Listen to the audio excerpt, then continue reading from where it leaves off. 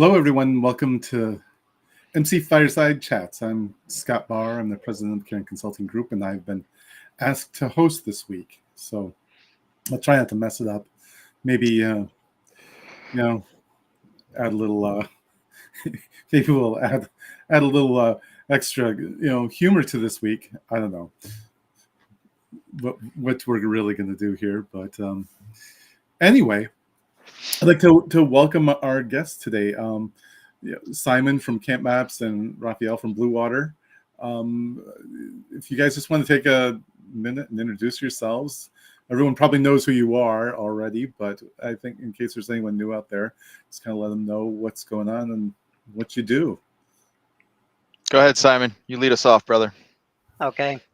Yeah, I'm Simon, the founder and CEO of Camp Map. So we're a digital platform that helps campgrounds and outdoor hospitality improve marketing and guest experience with premium digital maps. So we create interactive maps, printable maps, and all stuff that goes with that, integrate with your booking platform to help with the customer journey, and also on site with things like GPS navigation and search. Fantastic. Rafael, Correa, President and CFO of Blue Water Hospitality. We are a campground owner, developer, and third-party manager based out of Ocean City, Maryland, and we manage some of the nicest RV resorts, basically from coast to coast and from north to south. I'm happy to be here. And as I mentioned, I'm Scott Bahr with Caring Consulting Group. We do market research and analysis, and that's what I was doing this morning right before this call. So sometimes after I get immersed in like data stuff, it takes a minute for my brain to readjust to actually interacting with people.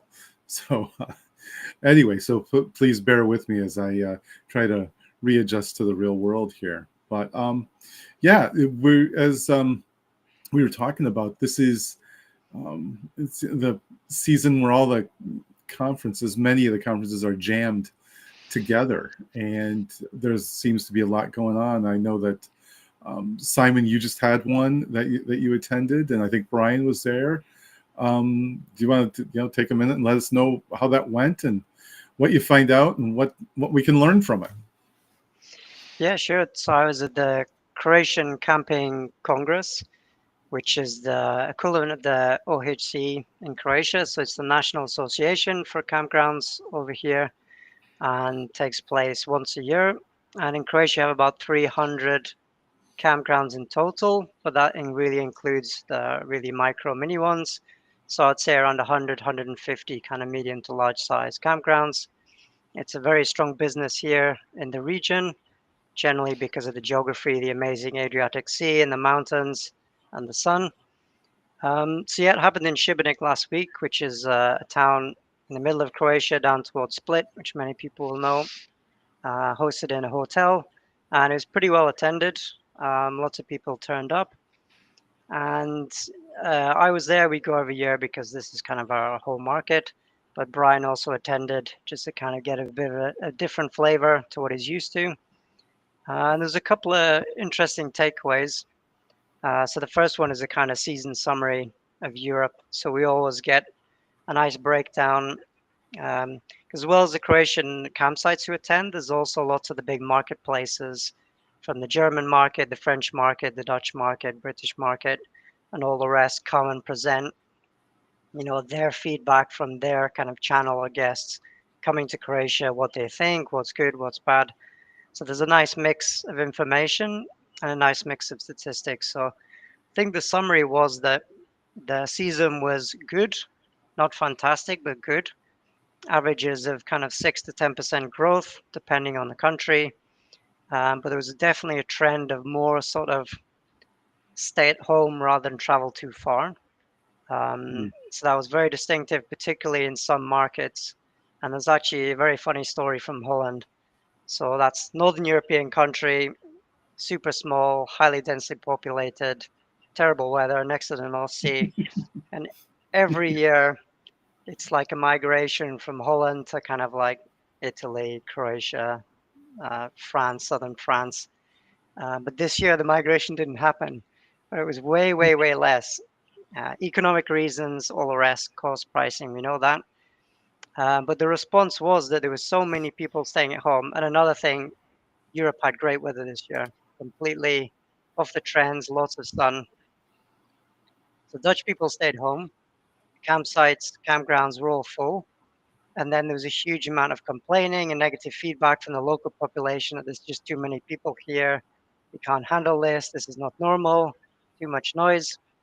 So that was kind of coming off the end of August. So in September, October, the government reacted immediately and said, okay, this is not good for us. Or is it good for us? And they put up the tax or the VAT, like the sales tax on outdoor hospitality. So it went from 9% to 24% for next season. Ooh. An Wow. immediate reaction. Fantastic thing to hear. I mean, so that's either going to, push them all back to Southern Europe again, or they're going to stay and the government's going to cash in loads more money. So very, very strange trend, but That's just a shows you what happens. gigantic tax. Yeah, Yeah. big difference. I Yeah, thought you that's were going to huge. Hi, say can you like guys- from can you 9 to guys hear me? 10. Yes, sir. Yes, you're interrupting. Sorry, I'm delayed, man. I'm sitting. Can you guys see me? Oh, what Yeah. camera is that? Are you above That's or below like that? the manhole. The manhole there. I'm right behind the manhole apparently, and I can't figure out how to change my camera to the other thing. I'm on my mobile phone. Anyway, we'll figure it out in a second. I'll turn off my video. But yeah, I'm in. Hold on. There we go. Is that what? Yeah, there we There he go. is. There's my ugly face. I'm literally in Montpellier, France. I'm sitting in a restaurant, like a tapas restaurant outside in an old town of Europe. So I had to try to figure out how to get internet connection here. My phone doesn't work, and so I'm on my girlfriend's phone, which apparently gets signal right next to mine, but mine doesn't. So I'm here. How can I be of service? Probably Glad not to have be. you, Brian. Simon was Glad just giving us the rundown of the show and what's been going on in Croatia with the market. Oh yeah, it was a good show. It was good to see Simon, who has the same birthday as me, by the way. We didn't know that. Yeah. Discovered that after a couple of glasses of wine. And we've known each other for 4 years, and so his wife was yelling at me, like, "How do you not understand that you have the same birthday? You should have figured that out a month into whatever." Which women are always right, so I'm not saying she's wrong. Yeah. Takes guys a little longer to get to that level of personal information. Yeah, I mean, there's a massive gap, right? Like a week, Yelena would have figured it out, and then 4 years for us. Yeah, Yeah. Right. pretty big. And usually it just happens per chance. Like something happens, and it's like, what did you do yesterday? I went out for a drink for my birthday. Oh, okay. And you may or may not remember it. So They do Yeah. say that men mature a little slower than women. Well, that's true. Yeah. I'm still going after my 8th or 9th birthday for maturity level. So yeah. yeah, sometimes we get But I'm having good wine while I enjoy it. So they don't check the maturity level when they give you the wine; they just check the physical ID. Perfect. So yeah, what are you guys talking about? What can I help or join the discussion? Yeah, Or and Scott's hosting. So I'll piggyback Simon's. I'm currently at the Sun Communities and Jellystone Symposium. So Jellystone Symposium just wrapped up last night, and then Sun Communities was kind of on a day behind, and so we're kind of coming into the tail end of the Sun Communities Elevate conference down here in Orlando. So it's sunny outside, but I'm in here with you boys because I'm loyal and faithful. It's yeah, interesting. Is that the first year the Jellystone conference has been in Florida? Because it's usually in Ohio, right? This is the first year that I know of that they piggybacked it with the Elevate conference. So, as most people know, Sun bought the Jellystone brand a few years back, and they do the Elevate conference every 2 years. I think symposiums every year, but just I guess this year they decided to kind of buddy them up because there is such a giant overlap. It was very convenient for me at Blue Water, right? So we managed a lot for Sun, but we also managed a lot of Jellystones, and some of those Jellystones are not Sun's Jellystones. So it was actually really nice for us to get together with a lot of our team members that we don't get to see very often because they're out there doing the Lord's work at the property. And so we had a nice little internal kind of Blue Water powwow where we were here and said the farewell, not officially yet, not till March, but Rob Shooter announced his retirement. Yeah, John Burke take over from Jellystone. Yep. And so, that was kind of big news. And then also got to meet for the first time the new CEO of Sun Communities. And so he was introduced to the greater population of the company. Is he as smart as you, Rafael? Is he as smart as you? That's what I would venture to say he's a little bit to a lot of bit smarter. Okay. All right. You're being humble, sharp, I think, but okay. Super sharp guy. I've got to meet him personally, and just first class, total gentleman. I'm sure he's drinking from a fire hose right now and meeting, the over 800 people that are here. But certainly met him, and he left an impression on me that, and I'm excited to see what he does with some communities from here. Awesome. That's good to hear. Yeah, that's good to hear.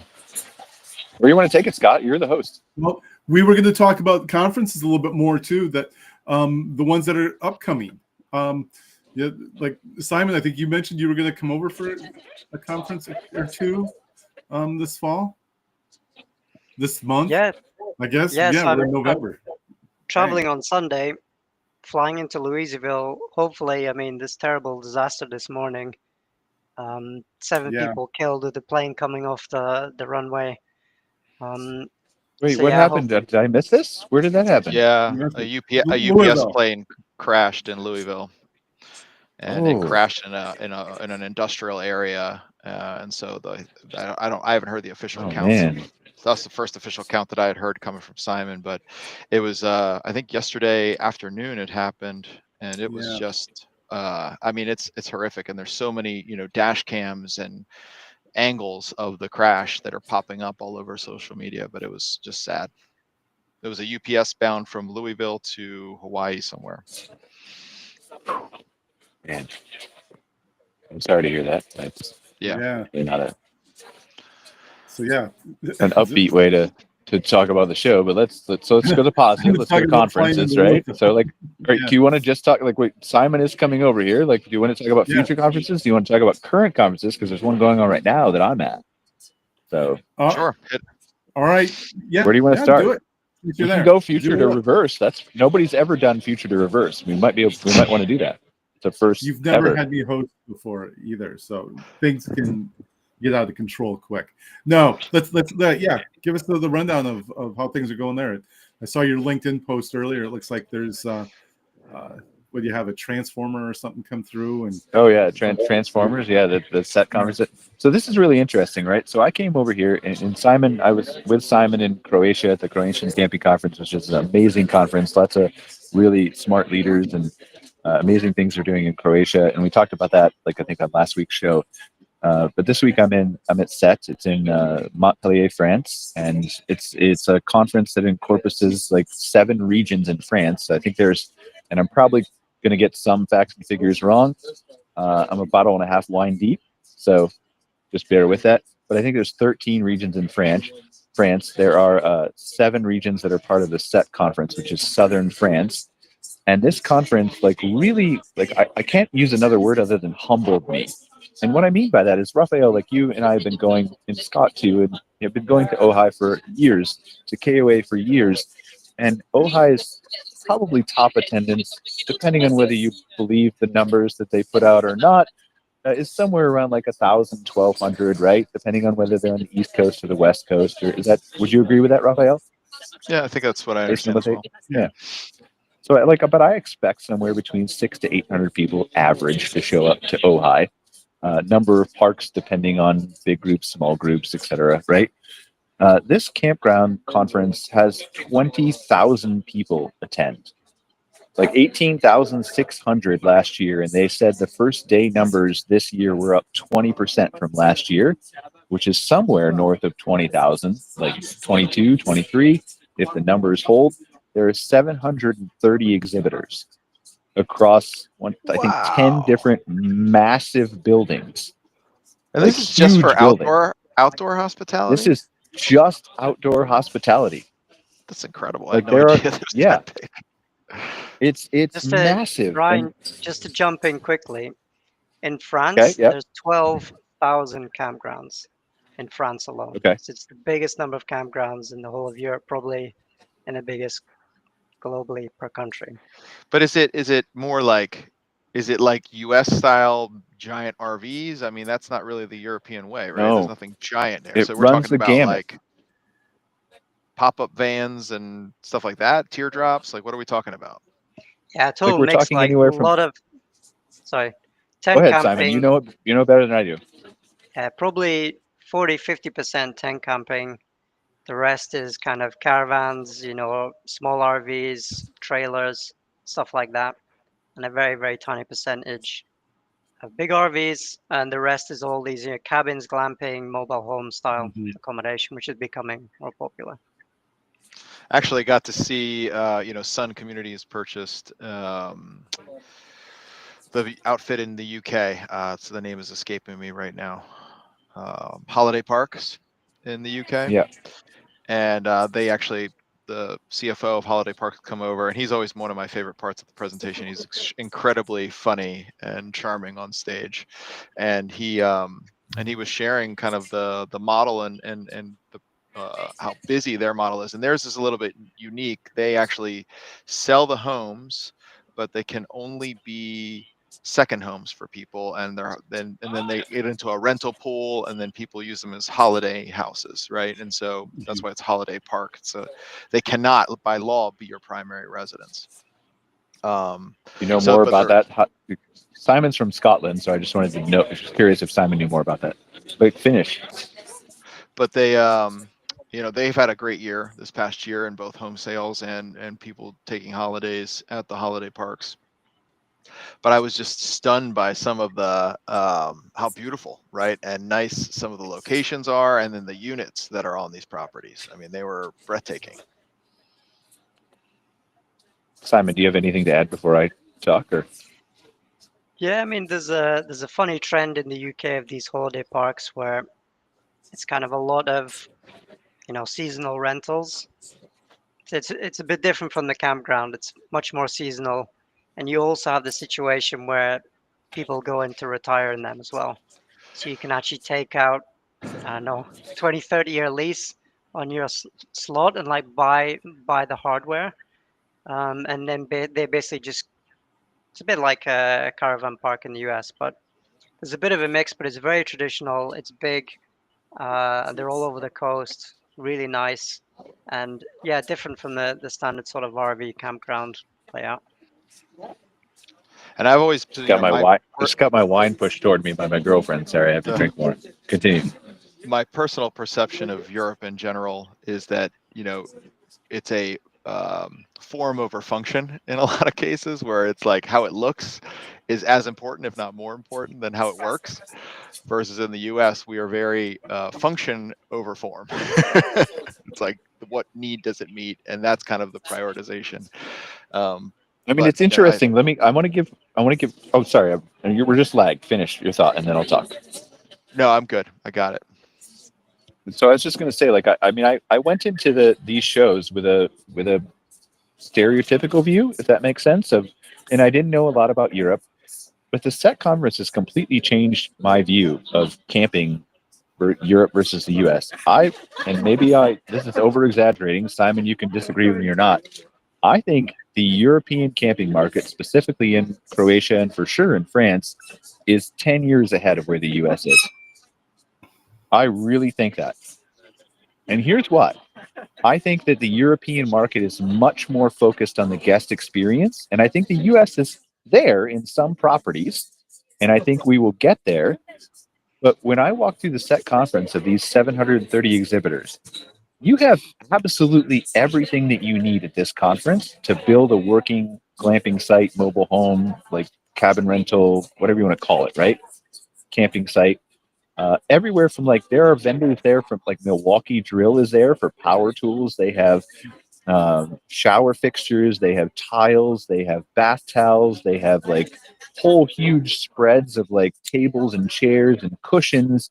They have a whole building dedicated to pool and spa with hot tubs filled with water, with a giant coverings that go over your pool to make it outdoor pool into indoor, like the atrium glass thing. The whole thing is set up. They have playgrounds and water slides, and this is just massive. And everything they do is from start to finish. In an American side, you would go to do most of that at whether that would be staged through your cabin company that you purchase. They would have vendors they work with, or you would go to a Walmart or a Home Depot and purchase all these things, right? but they're all here at this exhibit hall at this conference from smaller vendors, some big like Milwaukee and stuff like that. But they're everything you need from start to finish, from electrical pedestals, from smart meters, from like washers that like you install into the patio pavement underneath an RV that can wash the underneath of an RV. Like everything you can imagine, Rafael, that you would ever need to run an RV park is on display and built full out at this expo. So that's why I say the 10-year thing.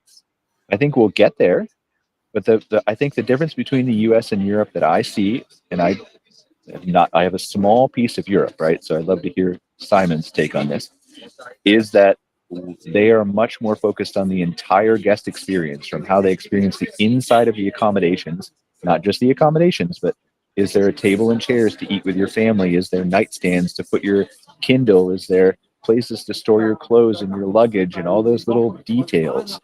And is there a way to experience the outdoors from that cabin and take that experience in versus out? And that's the other thing, is almost every cabin we saw here was like, there was a company called Lunapod that had 150-degree glass doors that opened from the bedroom that you could step out into the glamping, into the outdoors, right? Every single cabin had a way to connect the inside to the outside. And I've seen that in some cabins at the glamping show, but not many. And most of the ones at the glamping show are probably European manufacturers, like tiki bars, where the bar is, in a normal cabin, you're opening the door, you're going out to the porch, and you're sitting on it. There's cabins with tiki bars where they have bar stools on the outside, and they go inside to outside, so you can serve from the cooking area into the outside. Just, it feels like they are not better, but further along than the United States is, if that makes sense.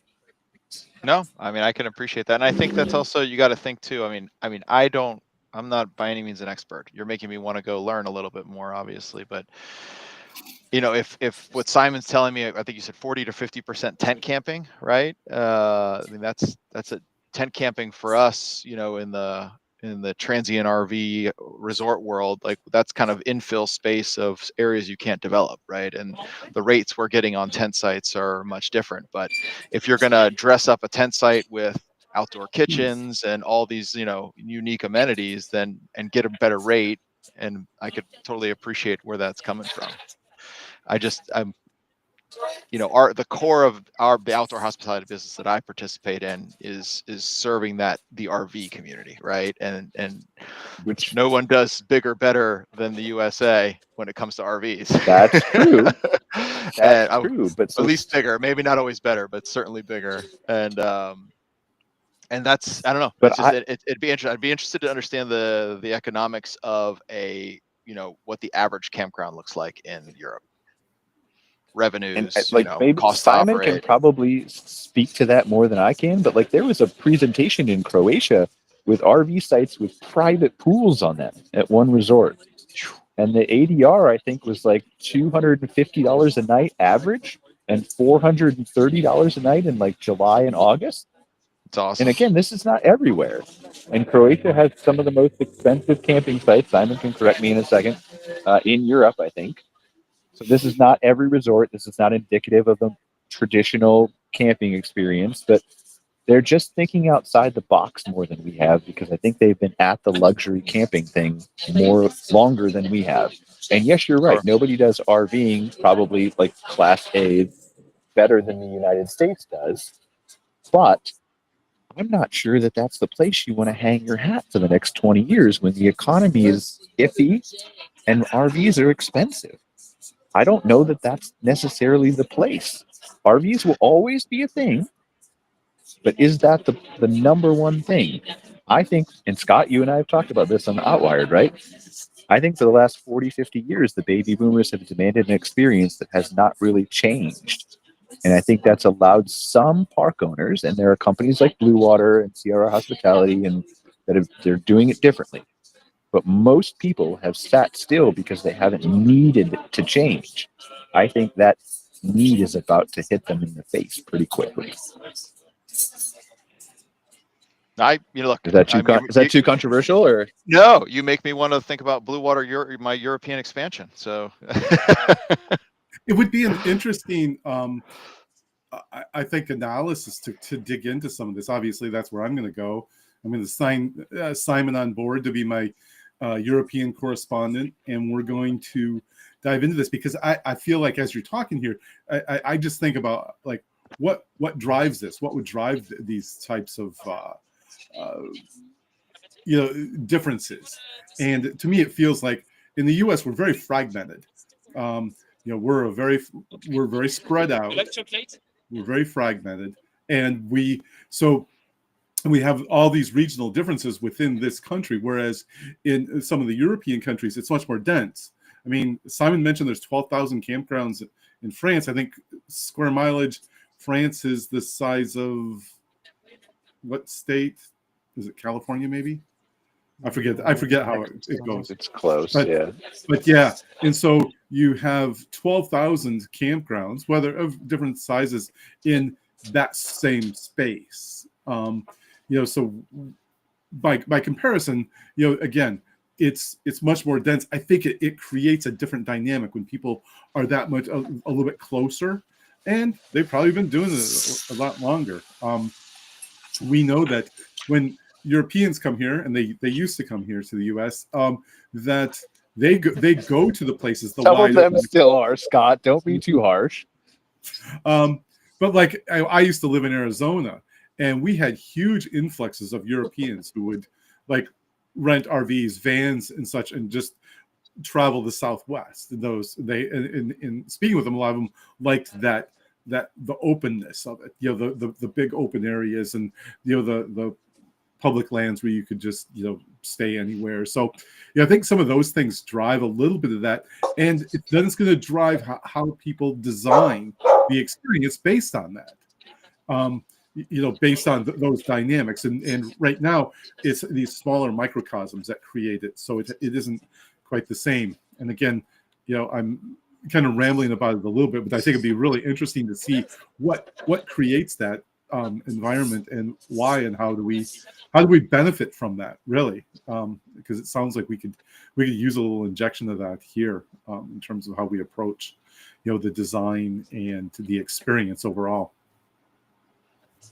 Yeah, I think I just want to jump in a bit. So I need to clear up the statement I made about the percentage of tent sites, because in Europe, a tent site and a camper site or RV site is the same thing. So they're built to take a tent and the European RV, which is basically a van to you guys. So there are no massive RVs. There's very few, and they have to go on a special tent site or pitch. But generally, it's multi-purpose in the campground, but it's around 40-50% come in tents, maybe 40% come in vans, medium RVs, small RVs, and the rest are going to be in the mobile home, the glamping, which is becoming a bit bigger percentage. So it's a really flexible space. You could take 90% tents, or you could take 90% vans. It doesn't matter. They use everything. So I think in terms of the differences in experience, certainly in Europe it's been going on like this for a long time. So it's super traditional. Like I said, Northern Europeans come to Southern Europe for the summer holidays. They come like for 2 weeks, once a year. They spend the money. It has to be great. And I think there's always been competition between where you go. And I think that competition has driven this evolution in experience and the quality that now is being pushed above everything else. Every time we go to a conference, price is fine as long as the quality is there. It's a quality price ratio. And I think it's so close to like a hotel. Like you can be in a town in southern France and have the choice to be in a campground or go across the road literally and be in a hotel or something like that. So there's really close competition. There's really a lot of exchange. This has been going on a long time. It's highly evolved. And I think there's just a real focus on that, customer experience. They know they're coming for a holiday. They're coming for 2 weeks. Everything has to count. And if it's great, they're going to pay big money for it. And that's really, they were saying, France, Spain, it's like July, August. That's our season. That's it. Everything has to count. Croatia, some other countries, it's like 4 or 5 months. It's a really good shoulder season, but I think that's a big driving factor around this, experience-driven, evolution of everything that's happening. And yeah, the Yeah, I glamping think stuff is just yeah. Go ahead. no. Go ahead. I was just going to finish on the glamping side that there really has been a lot of innovation on the structures and the types, and it's just like I said, it's been growing crazy over here for like 5-10 years, and that's why you've seen this really quick evolution of different glamping solutions, and even people with an extra field, farmers are doing it, they're buying in. So it's not just RV parks and campgrounds, it's popping up all over the place. You get all sorts of suppliers popping up as well. Yeah, I think we interviewed like the president of the, and I'm going to get the names wrong because I'm not familiar with them, right? But the president of the National French Federation, like Ojai, right? Like Paul Bambi in Ojai. We interviewed him today. We interviewed the guy from Occitanie, the regional association, which is where the camping conference is being spread or held for set. And like I think what we've kind of heard and understood from those people is that at least the takeaway I had is that camping is much more on a level playing field in Europe with hotels than it is in the United States. Would you agree with that, Simon? Yeah. Yeah, like I don't know if it's 1-to-1, but I think it's at least 75 to 100. It's really close. So I think that's a big difference with the ability of the camping market to compete in OTAs and the mindset of the consumer and advertising, and like people just like I think the president of the National French Federation was telling me like people come from the north, from Norway, Netherlands, UK. They go south to France, to Croatia for their vacations, but when they're going camping. Like that's what they do. There's not even a competition. They're going camping. True, Simon? Or Yeah, I think it's okay. It's a demographic, right? Some people do the resort all-inclusive holiday, or they go to Turkey, Greece, or stuff like that. But there is just a massive percentage of the population who every year go camping. They either have a van, or they just have a tent, or they turn up at a glamping place. I mean, I'm one of those. And there's plenty of them in Europe. It's a really big, solid demographic that's been around a long time. And I think that's the difference. I wonder if Go ahead. there's also a relationship of land mass, right? Like, precious real estate in general is precious in Europe. US, we've got a lot of land mass to spare, and so I would imagine too that when you establish a campground, how big is the average campground? How many sites are we talking about? I would say like 200 to 300 is kind of like your average, medium to large. Average size. 200 to 300, but sites that are much smaller than they are in the US. Yeah, I'm guessing. Yeah, for sure. Right, okay. Simon, a quick question for you. If you asked people in general, I know this is a generalization, but about camping, like if you said, do you go camping, how would they define that? Because one of the things that we had to do several years ago was actually come up with a definition of what camping is, because we found even here in the US, people, if you said camping, people had very different views of what that meant. For example, there were people who traveled in RVs who didn't consider RVing camping. And I just remember the first media event we ever had, our moderator was from Europe, and he was like, most of the stuff you guys do isn't camping. This isn't camping in Europe. And I've always remembered that, because afterwards, after the event, we just got into these really intense discussions about what it was and how we defined it. And anyway, I'm just asking that in general because it kind of matters when you approach people and when you kind of look at the industry and the scope of it. Yes, I think for me, as a younger guy, camping was pretty much wild camping. Like you're hiking up a hill, you're walking in a mountain, you're staying in a tent that's on your back. I'm sorry, I want you to finish, Simon, but I want to just note that you said you were a younger guy and I'm a year younger than you, so I'm really super happy that you said that. So before I had a family, and then there's the holiday camping, right? So this is camping, which we're talking about, which is anything from tent to small van, even now a bit the mobile home glamping, but definitely it's all about tents, big tents in fields, in campgrounds, in a van, in a campground or a field. That's camping. Glamping kind of covers all the posh side of that, which is, the tents, the mobile homes, the cabins, stuff like that. But that's definitely a really well-defined, strong word. I go camping for my holidays. Everyone visualizes what that means. Okay, good. That's kind of where we had to get to here to actually just use that definition. In doing research, it's important that we can kind of ground people in a definition. We still don't know what glamping is, though, so we'll deal with that later. I like camp. I like, I don't even remember. Outdoor experience is what I posted on LinkedIn. I think there should be an association or some kind of certification of outdoor experiences.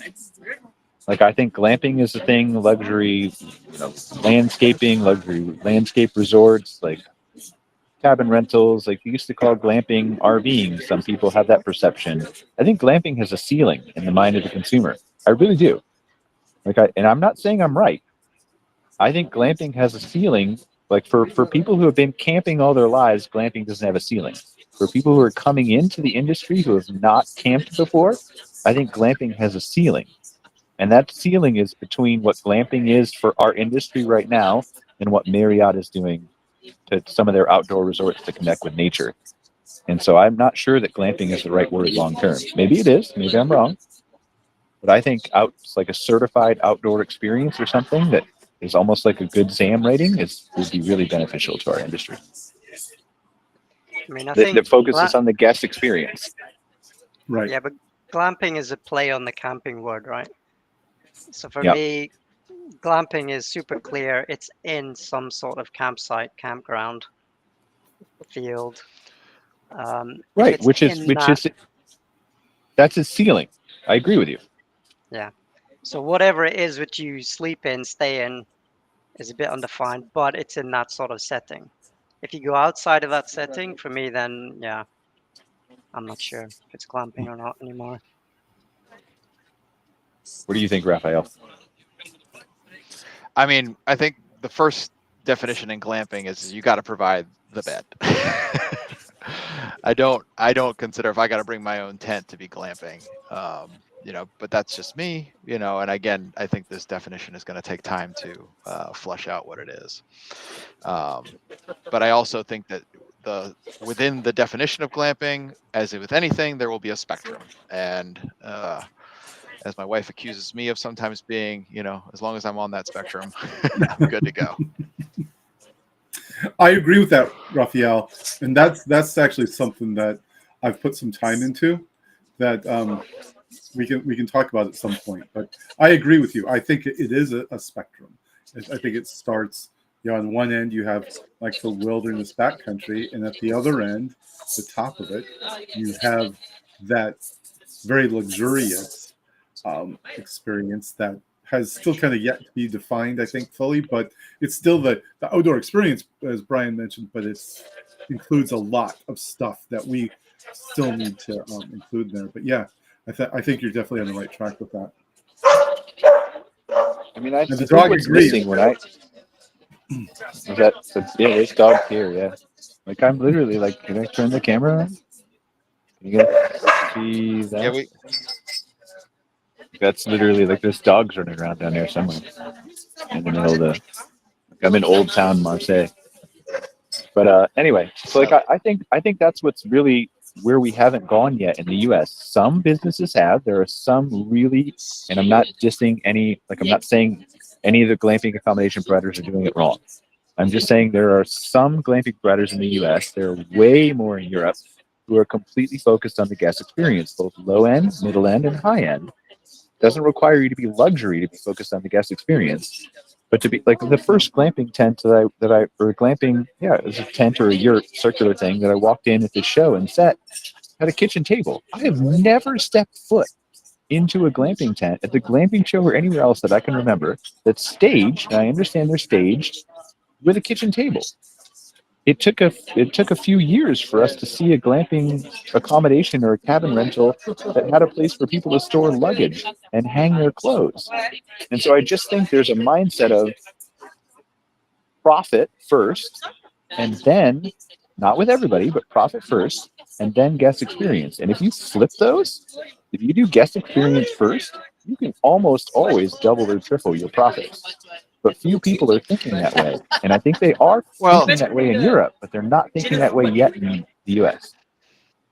Yeah, and I think there's always been a European design has always been ranked very highly in the hierarchy of what anything they do, right? Whether it's fashion, cars. So it's no surprise that in camping, they put a very high value on design, function, and in turn the guest experience.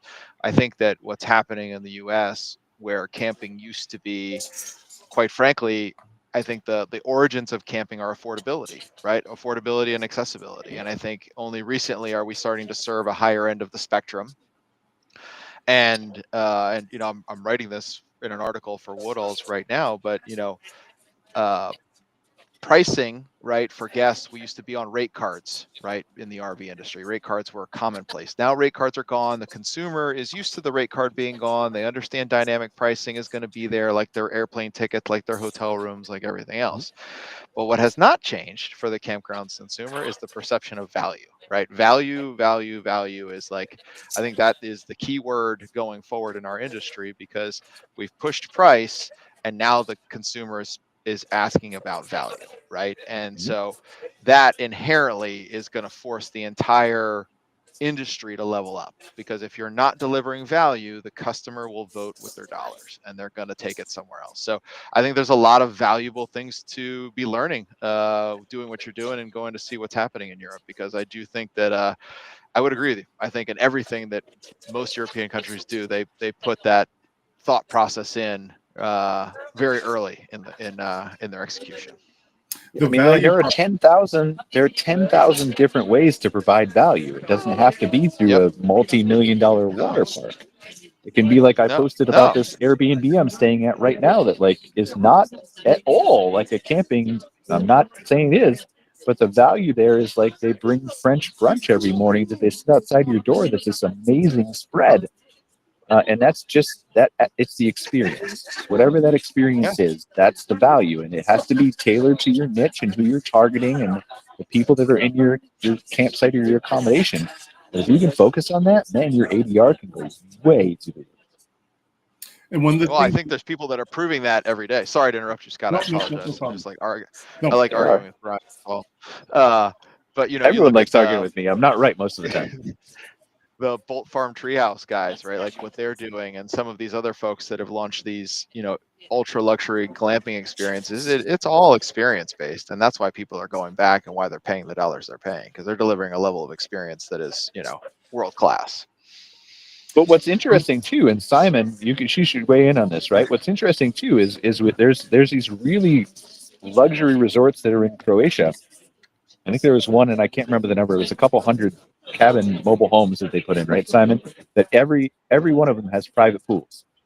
But what I heard through discourse and discussion is that, yes, you have private pools, but why would somebody who experiences that come back to that same experience? They've already experienced the mobile home or the cabin rental in American terms with the private pool. Simon, do you want to briefly touch on that and your thoughts?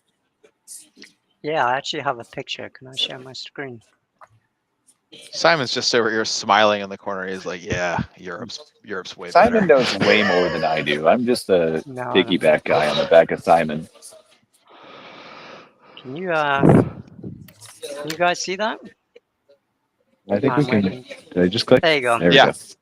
So I was lucky enough to get it's one of our customers actually, who was right next door to the Congress we were at last week, and they have these new mobile homes with private pools and this sauna in there, and that's the pool again. More pool. And this is a private pool on one mobile home, right? Yeah, let me see if I've got an inside shot. No. Okay. So Yeah, turn off now. So basically, these were mobile homes with a private pool with a sauna. Can sleep 6 adults, so 3 bedrooms, 2 bathrooms. And in off season, they were charging them at 275 euros per night. And they had occupancy now, right? So last week it was holiday in Slovenia. So lots of Slovenian people coming, the sun was out, and they have occupancy. They had 400 people, I think, in the campgrounds at the end of October. And then, of course, during peak season, these are going to be, premium things. You can fit 1 family, 2 families almost in there. But at the same time, just behind that mobile home, you have the standard normal pitches for a tent or camper. So all mixed together, really investing, and they actually built a brand new covered water park that's open all year round as well. So you get the seasonal guests coming in, and the local population can come in with their kids at the weekend off season. So that's really good. Well, earlier, Scott, we've interrupted you 100 times. Scott, I'm going to just clear the I know lane for you. Go ahead. Scott's the host. Like, take your due Yeah. thing, Scott. Talk I'm over just us. supposed to throw. I'm just supposed to throw grenades out there and let you guys handle them. No, the value proposition you mentioned, Rafael, earlier. One of the things that we've seen over the past year is an overall, and it's not huge, but it's noticeable decline in the value that guests assign to their glamping experience. I think there's a lot of reasons behind that, and we're in the process of really kind of exploring that a little bit. But it went from a year ago being viewed the glamping category as one of the better values in travel because it's compared across the spectrum. Speaking of spectrums of different travel experiences, from resorts and cruises and everything, just within leisure travel, different types of experiences. Glamping was one of the top rated experiences, and it has declined to being like in the bottom third over the course of a year. I think you probably have a handle on what is creating some of that, but I think it's telling, and it's one of those things that to me it's that as an industry we need to get a handle on too. Yeah, I think and Brian kind of alluded to this too, right? Because that just because you have the nicest tent or the nicest VR or the nicest bed, that those things don't define the experience. I mean, I'm sitting here in the Lowe's Sapphire Falls Hotel today, and I can tell you, this is a 1,000-room hotel with a gigantic resort pool, and it's right outside of Universal Studios. And what has impressed me the most and had the most impact on my experience here is how friendly the staff has been. Mm-hmm. Just the fact that anybody I've run into at any point in time has said, "Hi, how are you doing? How's your stay?" and have made me feel very comfortable that if I had an issue that I could bring it up, right? And it's that hospitality piece, Absolutely. right? My Absolutely. experience here, that if I'm coming back to this area with my family to do the rides, which is more of an inevitability, I guess, at some point, I would come back here, right? I mean, it has like the basics of what I need: a clean room, access to the parks, the things that I would want. But more importantly, I have felt welcome, right? And that costs nothing other than properly training your staff and having them appreciate that experience. And so I think that's, when I'm talking to my team, that is probably going to be our biggest priority, is how do we level that up? How do we do that and do that at a very high level? Because that will help us stand apart all day long. Absolutely. I think that's part of the problem, though, is I think there are really good operators in the United States and Canada and all over the world that do this stuff, right? I think there's a significant double-digit percentage of operators, and I'm going to be vague and say that, right? A double-digit percentage of operators in the United States who have been operating RV parks and campgrounds for baby boomers for 40 years or 30 years or 20 years or whatever else, that have not had to incorporate the hospitality experience into their RV parks or campgrounds because those people just come. That's changing now. And I think they have to focus on hospitality, and that's making them uncomfortable.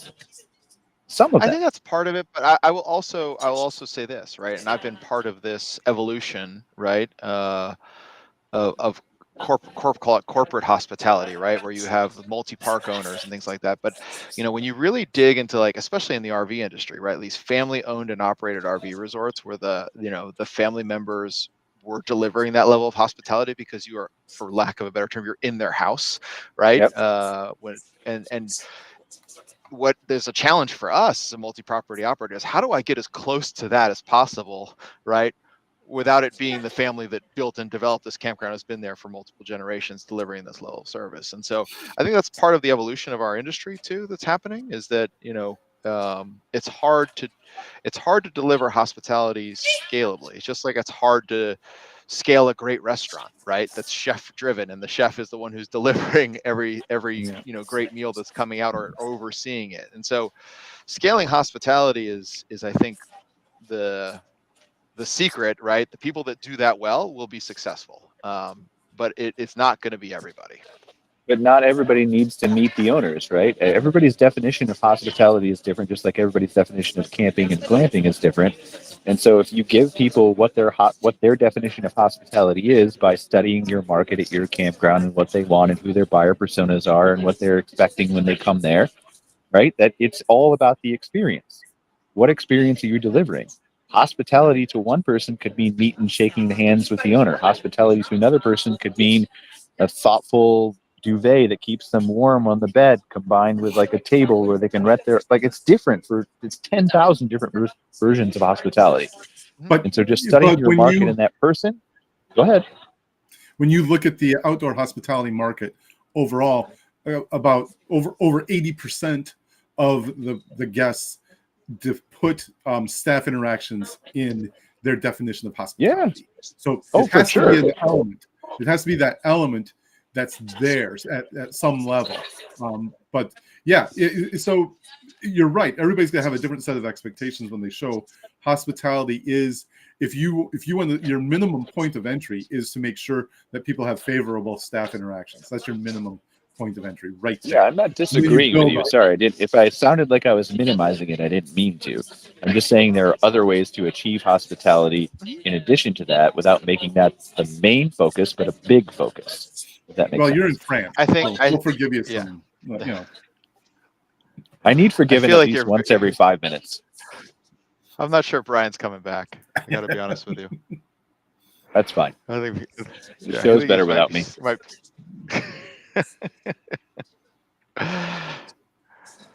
this is good stuff. All right. Yeah. I think what we have to do is just coordinate an MC Fireside Chats European vacation. Simon's driving. All right. I'm on board. Fact-finding mission. That's right. I mean, it would right. Like there's things to learn from everybody across the world, to be clear. Like Europe can learn from some things that the USA is doing. USA can learn from some of the things Europe is doing. All the people are smart. All the people have good ideas. It's taking and picking and choosing what each person is doing individually that works great for your campground and your niche and what you're trying to build. But putting the thought into it is what matters. That's what I think we need to do more of. Yeah. Yeah, owning, and I will tell you that's my experience. I feel like everybody I've come across this property has owned my experience here at this hotel, right? And that comes through in 100 different ways. Absolutely. Sure. So I guess before we leave, I'm taking over, Scott. Sorry. Please do. We only have a few more minutes left, but we are all about to congregate together next week. I think we'll all be at the Ojai conference. And then some of us will be at the KOA conference right after that, right? We're doing our little marathon here, but I'm curious what each of you, and is there a major goal or thing that you're looking for or group that you're trying to meet? What is what's your major objective going into this conference season? Simon, Scott? Okay, I'll start. Yeah, I mean, I went to the KOA convention for the first time last year. So that was my first US experience of a convention congress. So yeah, that's kind of a repeat goals. We have a partnership with KOA, so we're kind of working towards supporting them there. So my main focus now is the Ojai, something new for me. And I think the main thing is just connecting face to face with people I've been chatting to for years, trying to reach out to, and just kind of really getting to know a bit more about how the campgrounds are thinking as well. Because my exposure is a bit limited over here, and I think it's our fastest growing market now, and definitely want to understand, the pains, how can we help if we can help, and just get to know people. Really, it's the main thing. Nice. Yeah, for me, it's always just a matter of just being people in person that I seems like I talk to a lot, but don't really get to meet. It gets me out. As I mentioned earlier, I'm immersed in data a lot, and so I need some socialization. I need that a little bit. Actual human contact. So, and it's always different. Conversations are always different one in person than they are even in a format like this. So, people relax a little bit more, becomes a little bit more unvarnished, and that's what I'm looking forward to. I'm just really hoping. How about you, Brian? I'm just really hoping somebody from Blue Water stops by my booth and talks to me, makes me feel important. I'll see what I can do to help that happen. I appreciate that. Yeah, I love the perspective, right? I think that just like I think Scott, you said it well. Like I'm in my Blue Water bubble for so much of the year, and I'm trying to make sense, heads and tails, adjust the tactics and strategy going into next year, and I feel like I get so much insight interacting with my peers and vendors that add perspective that really influence the strategy that I take into the next year. So that's what I'm most excited about. I'm most excited about this dessert that I finally got here. This looks really good. That's delicious, right? This guy, seriously.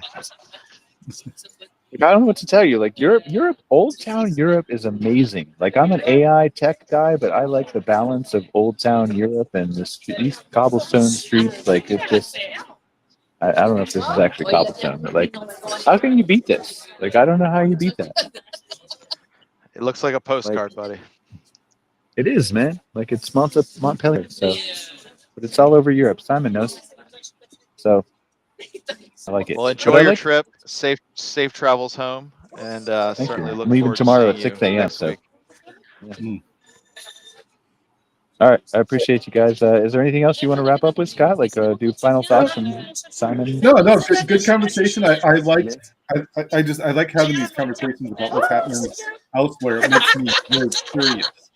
And like, as you mentioned, like what can we learn? And it's that outreach. We all end up in our little bubbles sometimes. So from my perspective, I think there's some opportunity to do some of that. We're actually working on doing some research in the Mexican market too, primarily in glamping. Working with the groups down there as well. And I think that's all important. It kind of helps round out what we know, our knowledge base. What can we learn from all these different places? And Simon can host us when we're there on site. Meaning the real world ethnographies that we need to complete for our work. I think Simon should host like an international get together and teach everybody about the European market. I mean, we're sitting here waiting. Yeah, let's meet up and chat about it next week. In the meantime, there's a cute little dog that's just happened to wander up to our table. I honestly don't know where this happened. Where does this happen in America? Like, I love America, but like, where does this happen in America? I don't understand. Anyway, whatever. Okay. Where can they find out more about Blue Water? BWDC, that's Bravo Whiskey Delta Charlie.com. Awesome. Thank you, Rafael, for being here. Simon, where can they find out more about CampMap? Yeah, just campmap.com and the OHI next week or KRA 2 weeks after if you're there. Definitely. Sorry, that's Simon again. Scott, where can they find out more about Cairn Consulting? CairnConsultingGroup.com. We have a resource library. Please feel free to access it. Lots of information there. Reach out at any time. Awesome. Do you want to wrap up the show, Scott, or should I wrap up the show, or who should do this? I think we're done. Do you want to wrap it up? All right, I'm going to cross my fingers and hope Shar has got her finger on the end button because I definitely don't.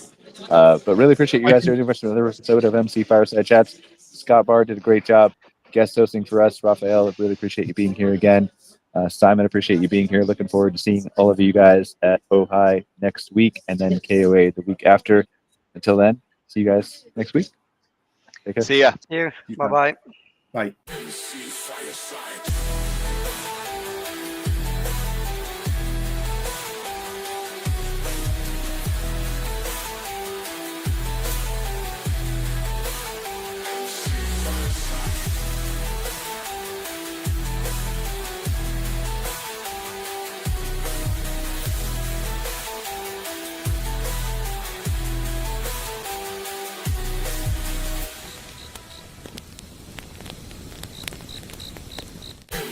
Fireside.